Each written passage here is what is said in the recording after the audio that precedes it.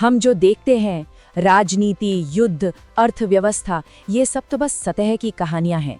लेकिन असली ताकत, वो तो कहीं और, जमीन के बहुत नीचे छिपी हुई है।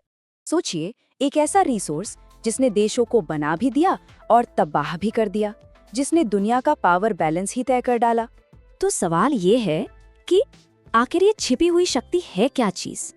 ये वो ताकत है जिसने पिछले 100 सालों से भी ज्यादा वक्त से देशों को खड़ा किया है, बड़े बड़े साम्राज्यों को घुटनों पर ला दिया है, और सच कहूं तो दुनिया की किस्मत लिखी है। और इसे नाम दिया गया है ब्लैक गोल्ड, यानी काला सोना। आज हम इसी काले सोने की कहानी की गहराइयों में उतरने वाले हैं।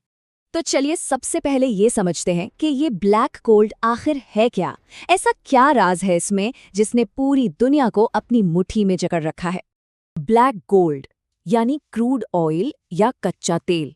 ये लाखों साल पहले जमीन के नीचे दबे हुए पेड़ पौधों और समुद्री जीवों से बना एक फॉसिल फ्यूल है। मतलब आज हमारी दुनिया जिस चीज पर चल रही है, हमारी गाड़ियां, हमारे कारखाने, हमारी इंडस्ट्री, उसकी लाइफलाइन है ये। लेकिन ये खजाना मिलता कहाँ है? ये मिलता है दुनिया की सबसे मुश्किल जगहों पर। सोचिए, गहरे समंदर की तलहटी में, जलते हुए रेगिस्तानों के नीचे, जमे हुए आर्कटिक में, या फिर ऐसे घने जंगलों में जहां पहुंचना भी नामुमकिन सा लगता है। ऑयल इंडस्ट्री में एक बड़ी मशहूर कहावत है कि भगवान ने तेल ऐसी जगहों पर दिया है जहां इंसान जाना ही नहीं चाहता। तो है तो ये काला सोना, लेकिन इसे निकालना वाकई बहुत ही मुश्किल काम है। अब आते हैं कहानी के उस मोड़ पर जब दुनिया को पहली बार एहसास हुआ कि असली कंट्रोल किसके हाथ में है। वो पल जब तेल ने पूरी दुनिया को अपने घुटनों पर ला दिया था। ये बात है साल 1973 की। 6 अक्टूबर को अरब इजराइल वॉर छिड़ गया और इसके ठीक 11 दिन बाद 17 अक्टूबर को तेल बनाने वाले देशों के ग्रुप यानी ओपेक ने एक बहुत बड़ा फैसला लिया। उन्होंने इजराइल को सपोर्ट करने वाले देशों को तेल बेचना बंद कर दिया। ये बैन चला तो सिर्फ मार्च 1974 तक, लेकिन इसने दुनिया को हमेशा हमेशा के लिए बदल कर रख दिया। नतीजा क्या हुआ? कच्चे तेल की कीमतें रातों रात 400% बढ़ गईं। 400%! ये कोई छोटा मोटा झटका नहीं था, ये एक इकोनॉमिक भूकंप था। और इसका असर जमीन पर साफ दिख रहा था। शहरों की सड़कों पर गाड़ियां जहां की तहां रुक गईं, जगमगाते शहर थम से गए। अमेरिका जैसी सुपर पावर की इकोनॉमी लड़खड़ाने लगी और यूरोप की बड़ी बड़ी कंपनियां दिवालिया होने की कगार पर आ गईं। उस एक घटना ने दुनिया को ये समझा दिया कि ब्लैक गोल्ड सिर्फ एक फ्यूल नहीं, बल्कि एक बहुत ताकतवर हथियार है।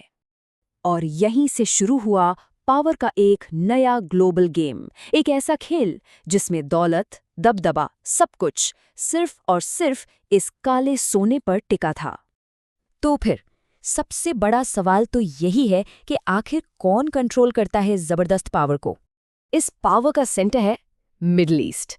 सऊदी अरब, कतर, इराक, ईरान, कुवैत, इन सब देशों का दुनिया पर इतना असर क्यों है?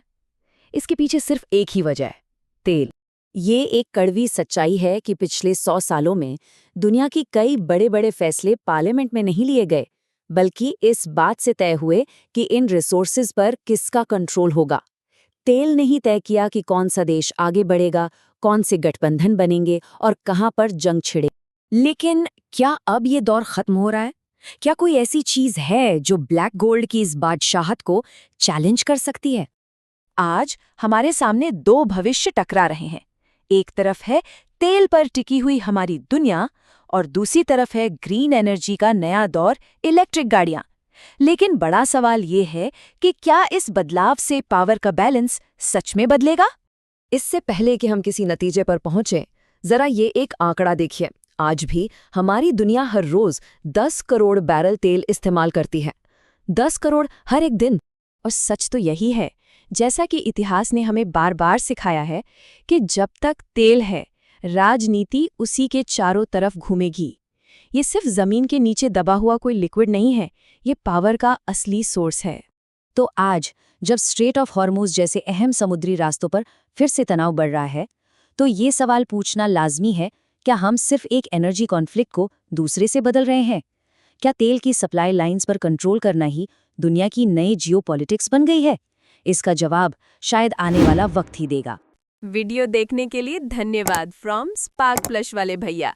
लाइक ठोक दो, शेयर कर दो यारों को और सब्सक्राइब मारो अभी। बेल आइकन दबा दो वरना न्यू वीडियो मिस हो जाएगा।